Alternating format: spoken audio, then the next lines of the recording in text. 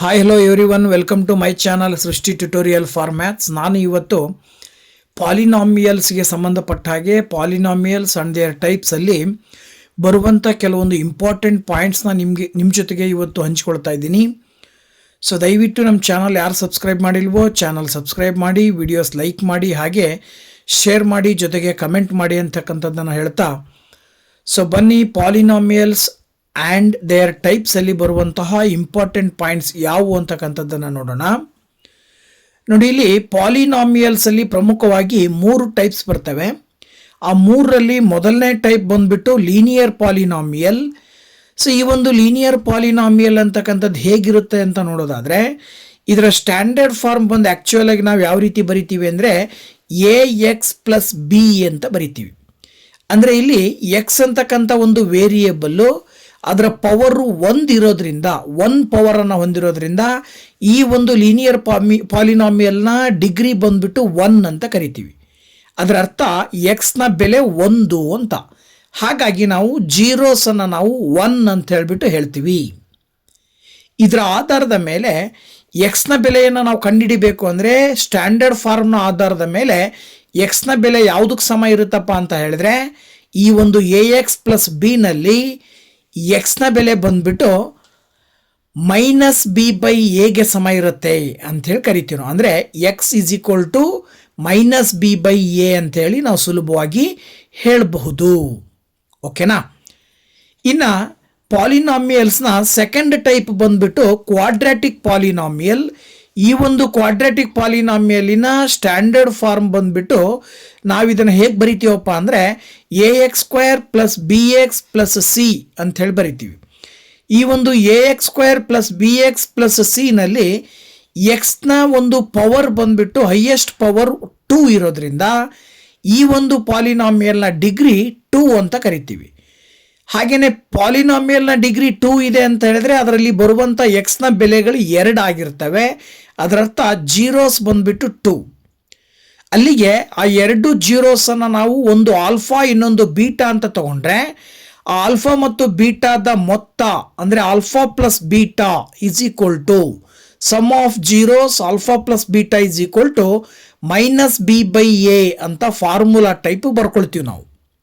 ಹಾಗೆಯೇ ಅದೇ 2 zeros alpha ಮತ್ತು ಬೀಟಾದ ಪ್ರಾಡಕ್ಟ್ ಬಂದ್ಬಿಟ್ಟು ಏನು ಬರುತ್ತೆ, c/a. ಅಂದರೆ ಆಲ್ಫಾ ಇಂಟು ಬೀಟಾ = c/a ಅಂತೇಳಿ ಬರಿತೀವಿ. ಇದು ಇದೇ ಕ್ವಾಡ್ರಾಟಿಕ್ ಪಾಲಿನಾಮಿಯಲ್ನಲ್ಲಿ ಬರುವ 2 ರೂಟ್ಸ್ಗಳ ಪ್ರಾಡಕ್ಟ್ ಆಗಿರುತ್ತೆ. ದಟ್ = c/a ಅಂತ ಹೇಳ್ತೀವಿ. ಇನ್ನು ಈ ಸಮ್ಮು ಮತ್ತು ಜೀರೋಸ್ನ ಬಳಸ್ಕೊಂಡು ಕ್ವಾಡ್ರಾಟಿಕ್ ಪಾಲಿನಾಮಿಯಲ್ನ ಫಾರ್ಮೇಷನ್ ಮಾಡಲಿಕ್ಕೋಸ್ಕರ ಒಂದು ಫಾರ್ಮುಲಾ ಬರುತ್ತೆ. ಏನಪ್ಪ ಅದು ಫಾರ್ಮುಲಾ ಅಂದರೆ p(x) = ಆಲ್ಫಾ ಪ್ಲಸ್ ಬೀಟಾ ಮತ್ತು ಆಲ್ಫಾ ಇಂಟು ಬೀಟಾವನ್ನು ಬಳಸ್ಕೊಂಡು ಹೇಳ್ತೀವಿ ನಾವು. p(x) = x² - alpha plus beta into x plus alpha into beta ಅಂತೇಳಿ. ಓಕೆನಾ? Alpha into beta. So this is the formula to find out to form the quadratic polynomial ಅಂತೇಳಿ ನಾವು ಹೇಳಬಹುದು. ಇನ್ನು ಪಾಲಿನಾಮಿಯಲ್ಸ್ನಲ್ಲೇ third type of polynomial, that is cubic polynomial. So ಈ ಒಂದು cubic ಪಾಲಿನಾಮಿಯಲ್ನ standard ಫಾರ್ಮನ್ನು ಕೂಡ ನಾವು ಬರೆಯೋದಾದರೆ, ಇಲ್ಲಿ ಪವರ್ 3ಯನ್ನು ಹೊಂದಿರತಕ್ಕಂಥ ವೇರಿಯೇಬಲ್ನ ನಾವು ನೋಡ್ತೀವಿ. ಸೊ ದಟ್ ಈಸ್ ಏನಪ್ಪ, ಹೇಗೆ ಬರಿಬೋದು ಅಂತಕ್ಕಂಥದ್ದನ್ನು ನೋಡೋದಾದರೆ ax³ + bx². Okay, ax³ + bx² + cx = 0 ಅಂತ ಹೇಳ್ತೀವಿ. ಸಾರಿ, cx + d ಅಂತ ಹೇಳಿ ಕರಿತೀವಿ.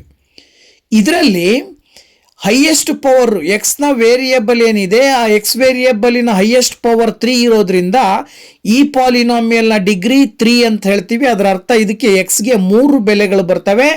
ದಟ್ ಈಸ್ ಜೀರೋಸ್ ಅಂತ ಹೇಳ್ತೀವಿ. ಅವುಗಳನ್ನು ನಾವು ಆಲ್ಫಾ ಬೀಟಾ ಗಾಮಾ ಅಂತ ತಗೊಂಡ್ರೆ ಆ 3 ಜೀರೋಸ್ನ ಸಮ್ ಬಂದ್ಬಿಟ್ಟು alpha plus beta plus gamma = -b/a. ಹಾಗೆಯೇ sum of the product of zeros taken at 2 ಅಂದರೆ ಎರಡೆರಡನ್ನು ಒಟ್ಟಿಗೆ ತಗೊಂಡು ಗುಣಾಕಾರ ಮಾಡಿದ್ರೆ alpha into beta plus beta into gamma plus gamma into alpha ಅನ್ನೋದು C/Aಗೆ ಸಮ ಇರುತ್ತೆ. ಇನ್ನು ಇದರಲ್ಲಿ ಬರುವ ಮೂರು ಜೀರೋಸ್ನ ಪ್ರಾಡಕ್ಟ್ ಬಂದ್ಬಿಟ್ಟು alpha into beta into gamma ಬಂದ್ಬಿಟ್ಟು -D/Aಗೆ ಸಮ ಇರುತ್ತೆ. ಈ ಮೂರು ಪಾಯಿಂಟಿನ ಆಧಾರದ ಮೇಲೆ ಇಲ್ಲೂ ಕೂಡ ಕ್ಯೂಬಿಕ್ ಪಾಲಿನಾಮಿಯಲ್ನ ಫಾರ್ಮೇಷನ್ ಮಾಡಲಿಕ್ಕೋಸ್ಕರ ಒಂದು ಸೂತ್ರ ಬರುತ್ತೆ.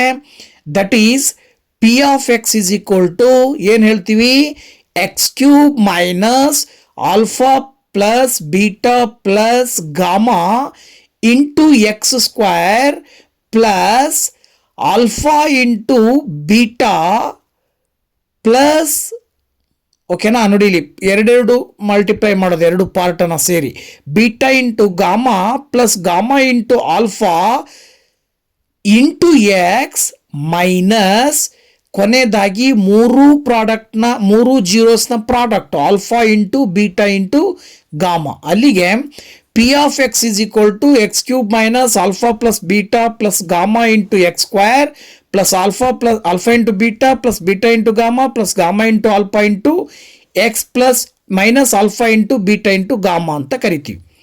ಸೊ ಇದು ಪಾಲಿನಾಮಿಯಲ್ಸ್ಗೆ ಸಂಬಂಧಪಟ್ಟಂತಹ ಕೆಲವೊಂದು ಇಂಪಾರ್ಟೆಂಟ್ ಪಾಯಿಂಟ್ಸು.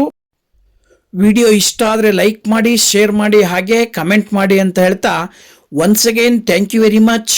ಬಾಯ್ ಬಾಯ್.